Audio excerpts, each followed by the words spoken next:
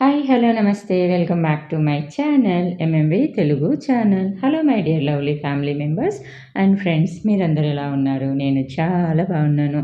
మీరు కూడా చాలా బాగున్నారని, బాగుండాలని మనస్ఫూర్తిగా దేవుణ్ణి కోరుకుంటున్నాను. ఈరోజు మనందరి చేరవ ప్రియ పార్ట్ 42లోకి వచ్చేసాం.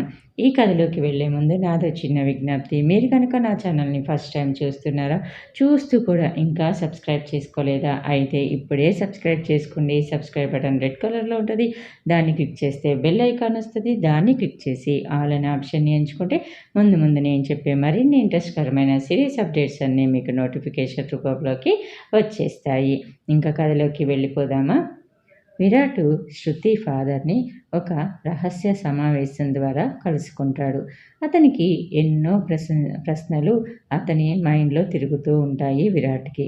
అవి అన్నీ రఘు గారిని అడిగి తెలుసుకుంటూ ఉంటాడు. అయితే ఇక్కడ మీరాని ప్రసాద్ గారు కిడ్నాప్ చేయించి తన దగ్గరికి తెప్పించుకుంటాడు. అయితే అక్కడ ప్రసాద్ గారిని చూసిన మీరా అడిగిద్ది, మీకు నేను హెల్ప్ చేస్తే నాకేంటి లాభం అని అడిగిద్ది. అందుకు నేను నా కొడుకుని నీకిచ్చి పెళ్లి చేస్తాను అని చెప్తాడు ప్రసాద్ గారు. అందుకు మీరా, నిజంగా మీరు మాట తప్పను అనంటే నేను ఖచ్చితంగా వర్షాన్ని నాశనం చేసేదాకా మీతోటి చేతులు కలుపుతాను. అలా వర్షాన్ని నాశనం చేసే విషయమే కాదు, మీకు అలాంటి విషయాల్లోనే కాదు, ఎలాంటి విషయాల్లోనైనా నేను మీతోటి చేతులు కలుపుతాను. ఆర్యంలాగా నేనేం పక్కకెళ్ళిపోను. నాకేం నీతి నిజాయితీలు అలా ఏంటి అవసరం లేదు. మన ఇద్దరం కలిసామంటే ఎదిరించి బ్రతికే ధైర్యం ఎవ్వరికీ ఉండదు. నాకు మీకు పేరు ప్రతిష్ట డబ్బు పలుకుబడి కావాలి, మీకు కూడా సేమ్ అవే కావాలి. అలా అని నేను మిమ్మల్ని దాటి వెళ్ళిపోవాలి అని మాత్రం అనుకోను. ఎప్పుడు మీ వెంట ఉండే నీడలా ఉంటాను. అమ్మాయిలకైనా అబ్బాయిలకైనా ఒకరి అవసరం ఇంకొకరికి తప్పకుండా ఉంటుంది. ఒక చోట ఆడవాళ్ళతో పనులు అవుతాయి, ఇంకో చోట మగవాళ్ళతో పనులు అవుతాయి. కాబట్టి మామకు తగ్గ కోడలిగా ఉంటాను, లేదా మీ నీడలా అయినా ఉంటాను. చాయిస్ ఈజ్ యువర్స్ అని అంటది మీరా వీరావేశంగా. అందుకు ఆమె మాటలకి చిన్నగా నవ్వుతూ, గుడ్, కనీసం నా ఫ్యామిలీ మెంబర్స్ నాకు సపోర్ట్ చేయకున్నా నువ్వు చేస్తున్నావు. నువ్వు అర్థం చేసుకున్నట్లు నన్ను, నా ప్లాన్స్ని ఎవ్వరూ అర్థం చేసుకోలేదు. ముందు నుండే మన ఇద్దరం కలిసినట్టు ఉంటే అయినా బాగుండేది అని అన్నాడు అదో మాదిరిగా. అందుకు మీరా, చెప్పే కదా నాకు పవర్ అండ్ మనీ ఉంటే చాలు అని అంది. తను కూడా ఏమాత్రం తగ్గను అన్నట్టు. ఎందుకంటే మీరాకి వావి వరుసలే కాదు కావాలి, వావి వరుసలు కాదు కావాల్సింది, డబ్బు అధికారం కావాలి. అందుకోసం ఆర్యన్ని కాకుండా ప్రసాద్ గారు మళ్ళీ పెళ్లి చేసుకుంటావా అని అడిగితే కూడా ప్రసాద్ గారిని ఈజీగా బుట్టలో పడేసేయాలి అని అనుకుంటుంది. సో ఎందుకంటే ఆర్యన్ ఉంటేనే అంతమందితోటి వ్యవహారం నడిపేసింది పాప. అదే ప్రసాద్ గారు ఉంటే ఇంకెన్నైనా చేయొచ్చు, ఏమైనా చేయొచ్చు. ఆయనకి కావాల్సింది డబ్బు పలుకుబడి అంతే. తను నన్ను యూజ్ చేసుకుంటాడు, నేను తనను యూజ్ చేసుకుంటాను అని ఈ విధంగా మనసులో లెక్కలేసుకుంటా ఉంది. ఇంకా అది కాక ఆమె డబ్బు కోసం ఏ అడ్డమైన పనైనా కానీ చేస్తుంది అని మరోసారి నిరూపించుకుంది. ఇంకా ఇక నెక్స్ట్ డే మార్నింగ్ శృతి లేచేసరికి ముందు రోజు కంటే ఆ రోజు మరీ ఎక్కువగా నీరసంగా అనిపించింది శృతికి. చేసేది కూడా ఏమి లేక ఆ నీరసంలోనే రిఫ్రెష్ అయ్యి తన బ్రేక్ఫాస్ట్ కంప్లీట్ చేసి హాస్పిటల్కి వెళ్ళాలి అని అనుకుంది. కానీ తను బ్రేక్ఫాస్ట్ చెయ్యగానే వెంటనే వామిటింగ్స్ అయిపోయాయి. కడుపులో ఉన్నది కాస్త బయటకొచ్చి మరి కాస్త నీరసంగా అనిపించింది. ఇంకా లాభం లేదు, నిన్నటి కంటే ఈరోజు మరీ నా పరిస్థితి అధ్వానంగా ఉంది. అసలు ఇంతగా ఎందుకు వామిటింగ్స్ అవుతున్నాయి? ఎలా అయినా సరే ఓపిక తెచ్చుకొని హాస్పిటల్కి వెళ్ళాలి అని నిర్ణయించుకొని కాస్త రెడీ అయ్యి బయటికి వచ్చింది. అలా బయటికి రాగానే బయట ఏదో గలాటలాగా అనిపించేసరికి అక్కడ ఉన్న వాచ్‌మెన్‌ని అడిగింది. "ఏమిటి అక్కడ గొడవ?" అని. అందుకు వాచ్‌మెన్, "మేడం, ఇతను మిమ్మల్ని కలవాలి అని అనుకుంటున్నాడు మేడం. సార్ గారేమో సార్ వచ్చే వరకు ఎవ్వరిని లోపలికి ఎలో చేయొద్దు అని అన్నారు" అని వినయంగా సమాధానం చెప్పాడు. అందుకు శృతి, "ఇంతకీ ఆ వచ్చిందెవరు? ఎందుకొచ్చారు?" అని అడిగింది.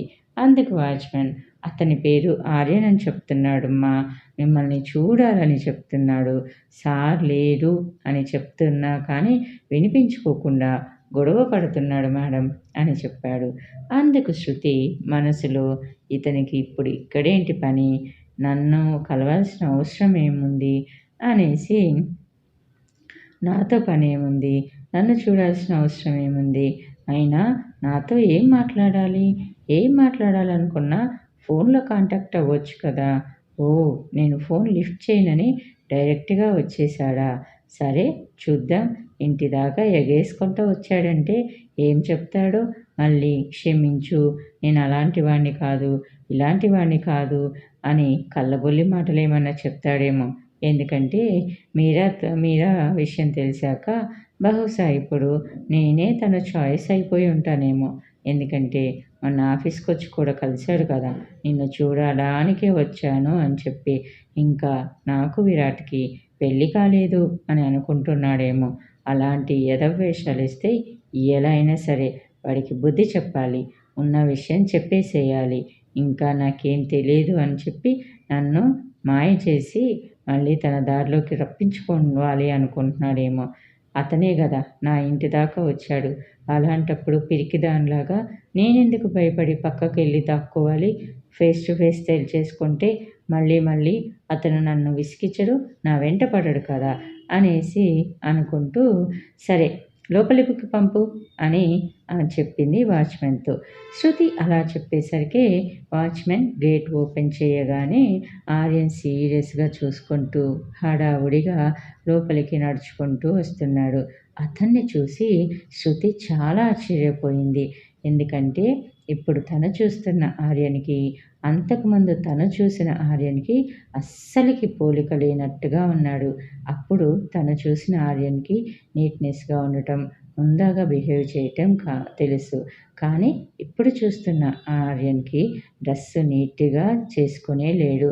నలిగిపోయిన షర్ట్ తోటి, చెదిరిపోయిన జుట్టుతోటి, ఇంకా పిచ్చి చూపులు చూస్తున్నట్టు, దేనికో బాధపడిపోతున్నట్టు, అలానే అతను నిద్రపోయి చాలా రోజులైనట్టు, కళ్ళు చింత నిప్పులుగా ఉన్నాయి. సరిగ్గా తిండి కూడా తింటున్నట్టు లేడు. ఆ ఫేస్‌లో మచ్చుకి కూడా కళ లేదు. ఒక అమ్మాయి చీట్ చేస్తే ఇంతలాగా అయిపోతారా అని ఆలోచిస్తూ ఉంది. అయితే ఆర్యను శృతి వైపు సీరియస్‌గా చూస్తూ వస్తున్నాడు. అతని దగ్గరికి రాగానే, ఏంటో చెప్పు త్వరగా. ఏదో చెప్పాలని వచ్చావు కదా! నాకు అర్జెంట్ వర్క్స్ వేరే ఉన్నాయి. సో నేను బయటకు వెళ్ళాలి అని అంది కొంచెం రూడ్‌గా. అందుకు ఆర్యన్, ఏమిటి శృతి, కనీసం కూర్చోమని కూడా చెప్పవా అని అడిగాడు. అందుకు శృతి, ఏం నుంచొని చెప్పలేవా నువ్వు చెప్పాల్సిన విషయము? ఇప్పుడు కూర్చొని చెప్తేనే కానీ తీరదా నువ్వు చెప్పాలనుకున్న విషయం. నీకంత తీరికుందేమో గానీ నాకంత తీరిక లేదు.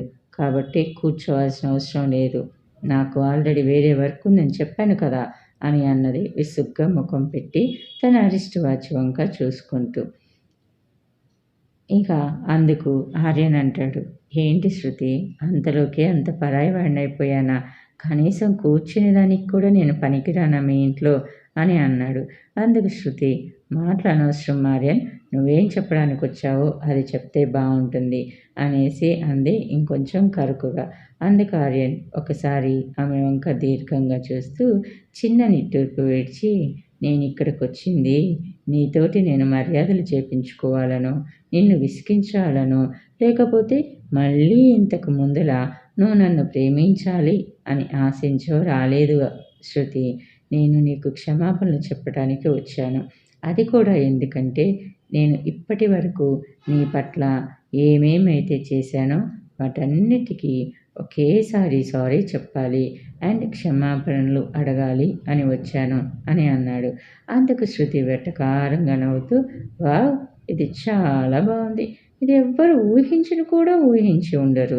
ది గ్రేట్ ఆర్యన్ గారు నాకు సారీ చెప్పడానికి వచ్చారా? బాగానే ఉంది. కానీ ఇంత సడన్‌గా తమరికి ఈ జ్ఞానోదయం ఎందుకైనట్టు? మళ్ళీ ఏ కొత్త ప్లానింగ్‌కి స్కెచ్ గీసారేంటి? అని డౌట్‌గా అడిగింది. అందుకు ఆర్యన్, నాకు తెలుసు శృతి. నేను సారీ చెప్తే నువ్వు నమ్మవు అనేసి. అలానే నేను సారీ చెప్పగానే ఇంతకుముందు నీకు ఏదైతే జరిగిందో, నువ్వు ఏదైతే అనుభవించావో అది అంతా కూడా మాసిపోదు అని కూడా నాకు తెలుసు. అలానే నేను ఏ కొత్త ప్లాన్‌తోనో నేను తిరిగి నీ దగ్గరకు రాలేదు.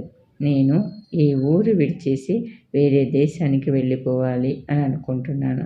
అది కూడా నా చెల్లితోటి.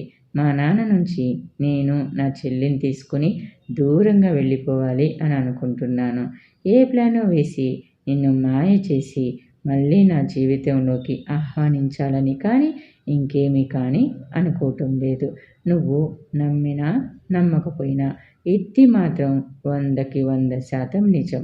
అలానే నీకు తెలియని ఇంకో విషయం కూడా చెప్తాను. నేను ఫస్ట్ నుంచి నిన్ను అస్సలు ప్రేమించలేదు అని. కానీ నిన్ను బాధ పెట్టాలి అని కూడా అనుకోలేదు. కానీ నీకు ఇప్పటికే తెలిసి ఉంటుంది. మీ పేరెంట్స్ అండ్ విరాట్ పేరెంట్స్ చనిపోవటానికి కారణం ఎవరు అని కూడా నీకు తెలిసి ఉంటుంది కదా! నేను నిజంగానే సీరియస్‌గానే నీకు సారీ చెప్తున్నాను అని అన్నాడు. ఎప్పుడైతే ఆర్యన్ వాళ్ళ పేరెంట్స్ గురించి మాట్లాడాడో అప్పుడు శృతి సీరియస్‌గా అతని వైపుకు తిరిగి చూసింది. అది చూసిన ఆర్యన్, నీ ఎక్స్‌ప్రెషన్సే చెప్తున్నాయి నీకు నిజం తెలిసింది అని. నిజమే. మా నాన్న ఒక హంతకుడు. నేను ఒక హంతకుడి కొడుకుని. నాకు ఆ విషయం ఎప్పుడో తెలుసు. మీ అమ్మ, మీ నాన్నల్ని చంపింది మా నాన్నే అని చాలా సార్లు నీకు ఆ విషయం చెప్పాలి అని అనుకున్నాను. కానీ మా నాన్నని కానీ, నన్ను కానీ నమ్మొద్దు అని నీకు ఏదో విధంగా తెలియచేయాలి అనే అనుకున్నాను అన్నాడు. అందుకు శృతి సీరియస్‌గా ఆర్యన్ వైపు చూస్తూ, మరి ఎందుకు చెప్పలేదు? ఎందుకు చెప్పకుండా ఆగిపోయి నా లైఫ్‌తోటి ఆటలాడావు అని అంది. అందుకు ఆర్యన్, నిజమే నీకు చెప్పలేదు. అందుకు కారణం నేను ఒక పిరికివాడిని. ఎంత పిరికివాడిని అంటే మా నాన్నని ఎదిరించగలిగేంత దమ్ము, ధైర్యం లేని అంతటి పిరికివాడిని. మా నాన్నని నేను 6 ఏళ్ల వయసు నుంచి మా నాన్నకి భయపడుతూనే ఉన్నాను. ఎందుకంటే మా అమ్మను చంపినప్పుడు నేనే మా నాన్నకి సీక్రెట్ విట్నెస్‌ని. మా నాన్న మా అమ్మని చంపేశాక నేను ఎదురు తిరిగితే ఎక్కడ నన్ను చంపేస్తాడో, లేదా మా చెల్లిని చంపేస్తాడో, మేమిద్దరం అంటే నేను కానీ, మా అమ్మ కానీ, లేకపోతే నా చెల్లి ఎక్కడ అనాథ అయిపోయిద్దో అనే భయంతో బితుకుమంటూ బతికాను. మా అమ్మ చనిపోయేటప్పుడు నా దగ్గర మాట తీసుకుంది. ఎప్పుడూ చెల్లిని ఒంటరిదాన్ని చేయొద్దు అని. అందుకే ఇన్నాళ్ళు అలా భయపడుతూనే బతికాను అంటూ ధారాపాతంగా ఏడుస్తూ చెప్పాడు. అది విన్న శృతి మరింతగా షాక్ అయింది. ఏంటి, ప్రపంచంలో ఇలాంటి తండ్రులు కూడా ఉంటారా? అది కూడా తన భార్యని, తను కట్టుకున్న భార్యని, తన బిడ్డల తల్లిని చంపేసి పిల్లల్ని బెదిరించి బతికిస్తున్నాడా? తన అవసరాల కోసం వాళ్ళని ఆటబొమ్మలుగా చేస్తున్నాడా? వీడు పెద్ద సైకోలాగా ఉన్నాడు. వీడికి అసలుకి భూమి మీద బతికే హక్కే లేదు అని అనుకుంది మనసులో కర్కశంగా. అంతలో ఆర్యన్ మళ్ళీ మాట్లాడుతూ, మా నాన్న నిన్ను చూపించి నిన్ను ప్రేమించమని చెప్పాడు. కానీ నాకు నిజంగా నిన్ను ప్రేమించాలి అని కానీ, మోసం చేయాలని కానీ నాకిష్టం లేదు. కానీ అలా అని మా నాన్నకి ఎదురు చెప్పలేను. అప్పుడే నాకొక ఆలోచన వచ్చింది. ఏమంటే, నేను నిన్ను ప్రేమిస్తూ మోసం చేశాను అని నువ్వు కనుక నన్ను పట్టుకుంటే అప్పుడు నువ్వు నా మీద కేసు పెడతావు. అప్పుడు నేను నాకిష్టం లేని వాళ్ళని ప్రేమించాల్సిన అవసరం ఉండదు కదా! అలానే నా వలన నువ్వు, నీ వలన నేను ఇబ్బందులు పడాల్సిన అవసరం కూడా లేదు కదా! అప్పుడు మన ఇద్దరి దారులు వేరైతే నా మీద నువ్వు కేసు పెట్టైనా కానీ నన్ను ఇబ్బంది పెట్టొచ్చు. అలా అయినా మా నాన్నని మా నాన్న నీ దారికి నా దారికి అడ్డు రాకుండా ఉంటాడు అని అనుకున్నాను అని చెప్పాడు. అలాంటి టైంలోనే నాకు మీరా కనిపించింది. నేను ఏ ఏ క్వాలిటీస్ అయితే ఒక అమ్మాయిలో కోరుకుంటున్నానో ఆ క్వాలిటీస్ అన్నీ నాకు తనలో కనిపించాయి. మరీ ముఖ్యంగా నేను నీ నుంచి విడిపోవాలి అని అంటే నాకు ఒక అమ్మాయి కావాలి. ఆ అమ్మాయి మీరానే అయితే నువ్వు ఇంకా బాగా హర్ట్ అయ్యి నన్నెప్పటికీ క్షమించకుండా నాకు దూరం అవుతావు అని అనిపించింది. నేను చాలాసార్లు మీరాతోటి నీకు కనిపించాలి అని అనుకున్నాను. కానీ మీరా మాత్రం నీకు కనిపించటానికి ఇష్టపడలేదు. ఎందుకంటే అప్పటికి తనకి నీ గురించి తెలియదు. బహుశా ఇప్పటికీ కూడా తెలిసి ఉండకపోవచ్చు. మేబీ మా నాన్న తనని కలిసేంత వరకు తనకి నీ గురించి తెలియకపోవచ్చు. తను తనకంటే ఇంకెవరు ఎక్కువగా సుఖంగా, సంతోషంగా బ్రతకకూడదు అని అనుకుంటుందని నాకు ఈ మధ్యనే తెలిసింది.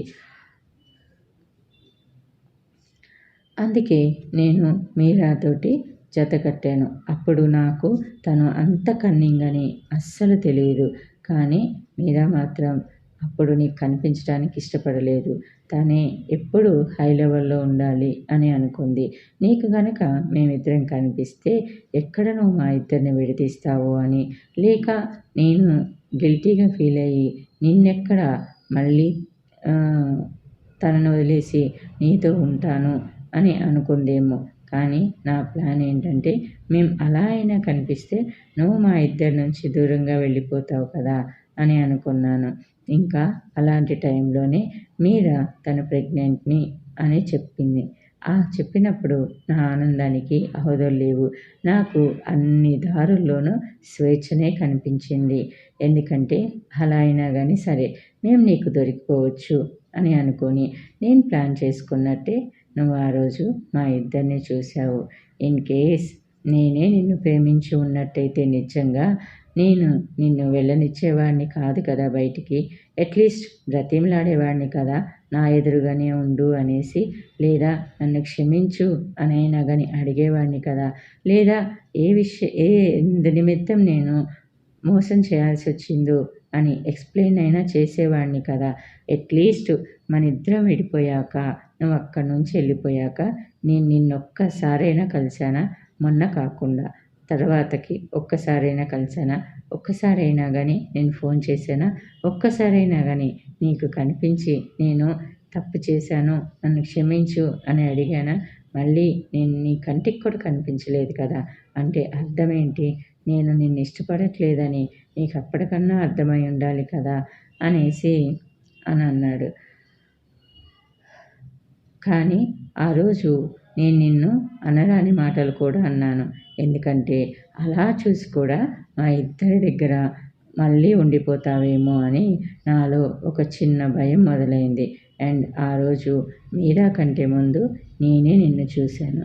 చూసి కావాలని నీ గురించి నేను అలా చెప్పాను. అలా ఎవ్వరైనా తమ గురించి ఇంకొకరి మనసులో చీప్ అభిప్రాయం ఉంది అనంటే సెల్ఫ్ రెస్పెక్ట్ ఉన్న వాళ్ళు ఎవ్వరూ ఒక్క నిమిషం కూడా అక్కడ నిలబడలేరు. కష్టమో నష్టమో బయటికి వెళ్ళిపోవటమే బాగుండు అనేసి అనుకుంటారు. అలా అనుకొని నేను ఆ రోజు అదంతా చేశాను. నువ్వు ఆ రోజు వెళ్ళిపోయాక నా ప్లాన్ సక్సెస్ అయిపోయింది. ఇంకా నీకు నాకు ఎటువంటి కమ్యూనికేషన్స్ ఉండవు. మా నాన్న వల్ల నేను ఇబ్బంది పడాల్సిన అవసరమూ లేదు. నువ్వు ఇబ్బంది పడాల్సిన అవసరమూ లేదు. అండ్ నేను నిన్ను చీట్ చేస్తున్నాను అనే బాధైనా నాకు తప్పిద్ది అని అనుకొని చాలా సంతోషించాను.